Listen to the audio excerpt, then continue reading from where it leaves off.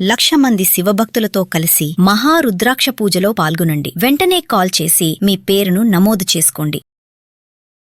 నమస్తే, welcome back to Suman TV. Present మనతో పాటు ఉన్నారు అనలిస్ట్ మందర కృష్ణారెడ్డి గారు.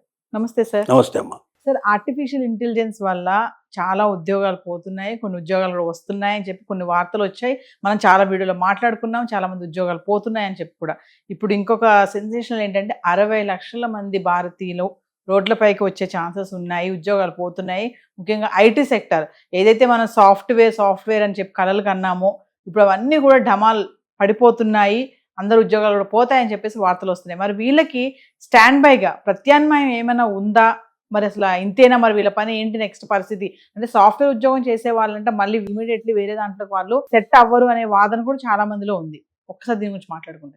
భారతదేశ పార్లమెంట్ లో మన ఆర్థిక మంత్రి నిర్మలా సీతారామన్ గారు బడ్జెట్ ప్రవేశపెట్టడానికన్నా ముందర ఎకనామిక్ సర్వే అనేటువంటి ఒక సర్వే, అంటే రానున్న 5 సంవత్సరాల లోపల ఏ రంగాల్లో భారతదేశం ఏ రకంగా ఉండబోతుంది, ఆర్థిక పరిస్థితులు ఎట్లా ఉండబోతున్నాయి, ఉద్యోగ ఉపాధి అవకాశాలు ఎలా ఉండబోతున్నాయి అనే దాని గురించి ఒక విస్తృతంగా చేసేటువంటిదే ఎకనామిక్ సర్వే. ఆ ఎకనామిక్ సర్వేని ప్రవేశపెట్టి దాంట్లో తను చెప్పినట్టు విషయం చాలా మంది నివరిపోయేటట్టుగా చేసింది.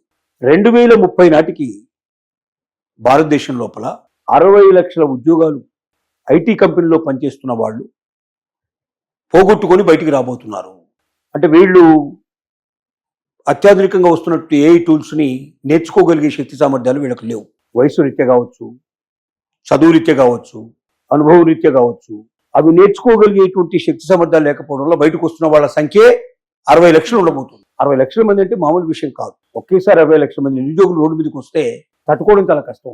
కాబట్టి దీనికి తగినటువంటి ఈ 60 లక్షల మంది వచ్చేటప్పటికి వాళ్ళకు తగిన ఉద్యోగ కల్పన మనం చెయ్యకపోతే మొత్తం దేశం ఆర్థిక వ్యవస్థ తలకిందులయ్యే అవకాశం. ఈ మధ్య నిరుద్యోగులు అయినప్పుడు వాళ్ళ కుటుంబాలు కూడా రోడ్డు మీద పడతాయి కదా. 60 లక్షలు ఇంటూ 4-5 వేసుకున్నా కూడా సుమారుగా 2-3 కోట్ల మంది బయటకు వస్తారు. 2-3 కోట్ల మంది రెగ్యులర్గా వాళ్ళ ఆర్థిక పరిస్థితి తలకిందులైపోయి వాళ్ళు బ్రతకడమే కష్టమయ్యే పరిస్థితి ఏర్పడితే దేశానికి పెద్ద పెనుభారంగా మారే అవకాశం ఉంది. కాబట్టి ఖచ్చితంగా దీనికి ఏదైనా ఒక ముందుగా జాగ్రత్త తీసుకొని ఈ 60 లక్షల మందికి తగినట్లు ఉద్యోగ ఉపాధి కల్పన చేయాల్సిన అవసరం ఉంటుంది అనే విషయం నిర్మలా సీతారామన్ గారు చెప్పినట్లు మాట. ఇది అన్ని దేశాల పరిస్థితి కూడా మనకి కనబడుతుంది.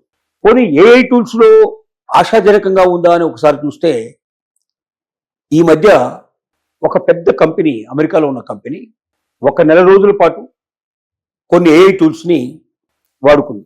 ఒక కంపెనీ నుంచి అగ్రిమెంట్ తీసుకుంది. తన కంపెనీకి ఏం కావాలో ఏఐ టూల్స్ తీసుకుంది.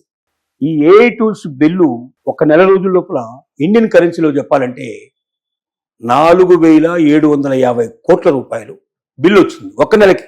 దానికి కారణం ఏంటంటే ఏఐ టూల్స్ని ఎంతవరకు ఉపయోగించాలో ఎంప్లాయీస్కి పూర్తిగా కరెక్ట్గా చెప్పకపోవడం, ఇష్టం వచ్చినట్టుగా ఎవరు పడితే వాళ్ళ సాధనాలను ఉపయోగించి టూల్స్ని ఉపయోగించి భారం బాగా పెంచారు. 1 నెలకు 4,750 కోట్ల రూపాయలు అంటే ఆ 4,750 కోట్లతో ఎన్నో కంపెనీలు పెట్టచ్చు. వేలాది ఎంప్లాయీస్కి జీతాలు ఇచ్చే అవకాశం ఉంటుంది. జీతాల కన్నా తక్కువ ఏఐ టూల్స్ వల్ల పని అవుతుంది, తొందరగా పూర్తవుతున్న లక్ష్యంతో ఉద్యోగస్తుని తొలగించి ఏఐ టూల్స్ని ఆ ప్లేస్లో తీసుకోవడానికి ప్రయత్నం చేస్తున్నారు. కానీ ఏఐ టూల్స్ ఉద్యోగస్తుల జీతాల కన్నా కంపెనీ యొక్క ఇంత ముందు చేసేటువంటి ఖర్చు కన్నా 10-100 ఎక్కువ ఖర్చు అయ్యేటట్టయితే దాన్ని భరించడం చాలా కష్టంతో కూడుకున్న పని. ఒకవైపు ఆవాదన కూడా నడుస్తుంది. ఏఐ టూల్స్ ప్రస్తుతానికి ఎందుకు బాగా విపరీతమైనటువంటి రేట్లలో ఉన్నాయి, అత్యధికమైన బిల్లులు ఎందుకు వస్తున్నాయి అని చూస్తే దాన్ని ఉపయోగించే వాళ్ళ సంఖ్య తక్కువ ఉంది, తయారు చేసే వాళ్ళ సంఖ్య పెరిగిపోతుంది. ఎప్పుడైతే డిమాండ్ లేదు, సప్లై ఎక్కువైపోయిందో పరిస్థితులు చాలా ఘోరంగా తయారయ్యే అవకాశం ఉంది. ఇక్కడ డిమాండ్ పెరిగితే ఎక్కువ మొత్తంలో తయారు చేస్తే అదే టూల్స్ని 100,000గా తయారు చేసినప్పుడు ఏమవుతుందంటే, లక్షల కొద్ది తయారు చేసినప్పుడు చీప్ అయిపోతాయి. కానీ పరిమితంగా తయారు చేసినప్పుడు కాస్ట్ అయిపోతాయి. ఈ పరిస్థితి ఒకవైపు నడుస్తోంది. రెండో వైపున ఏమవుతుందంటే, ముఖ్యంగా ఐటీ ఎంప్లాయీస్ మీద ఒత్తిడి బాగా పెరిగిపోయింది. ఏ క్షణంలో తన ఉద్యోగం ఊడిపోతుందో, రోడ్డు మీద పడాల్సిన పరిస్థితి ఏర్పడుతుందేమో, మానసిక ఒత్తిడితో కూడా చాలా మంది అన్కంట్రోలబుల్గా జబ్బులు కొత్తగా కొని తెచ్చుకుంటున్నారు. వీళ్ళకి నేను బయటకు వచ్చినా కూడా నాకు ప్రభుత్వం ఏదైనా చేస్తుంది, తప్పనిసరిగా ప్రభుత్వం నుంచి నాకు ఒక ఉపాధి లభిస్తుంది, లేకపోతే ఏదైనా ఉద్యోగం లభిస్తుంది అన్న నమ్మకం, విశ్వాసాన్ని ప్రభుత్వం కల్పించకపోతే ఈ 60 లక్షల మంది రిటైర్ అయి బయటకు వచ్చి, రిటైర్ అంటే తీసేయబడి వాళ్ళు లేఫ్స్ ఇవన్నీ కూడా Yes. బయటకు వచ్చేటప్పటికే వీళ్ళ మానసిక పరిస్థితి ఎట్లా ఉంటాయనేది కూడా చాలా మంది భయపడతా ఉన్నారు. కాబట్టి ప్రభుత్వం చాలా తీవ్రంగా దీని గురించి ఆలోచిస్తుంది. దీనికి తగినట్టు ఒక కమిటీని కూడా ఫామ్ చేయడం జరిగింది. ఈ 60 లక్షల మంది వచ్చే వాళ్ళలో ఎవరు ఎలాంటి వాళ్ళు రాబోతున్నారు, ఏ ఉద్యోగ క్వాలిఫికేషన్ రాబోతున్నారు, వాళ్ళ అనుభవం అంతా కూడా ఐటీ చుట్టే తిరుగుతుంది. ఈ ఐటీ లోపల కాకుండా వాళ్ళు ఇంకేదైనా రంగంలో కూడా ప్రవేశించి పనిచేయడానికి సిద్ధంగా ఉన్నారా, లేక ఐటీని కనీసం పరిమిత రంగాల కన్నా ఉపయోగించే అవకాశాలు ఉన్నాయా అని అనేక రకాల కోణాల్లో అనేక రకమైన ఆలోచనలతో ప్రభుత్వం ఆలోచిస్తుంది.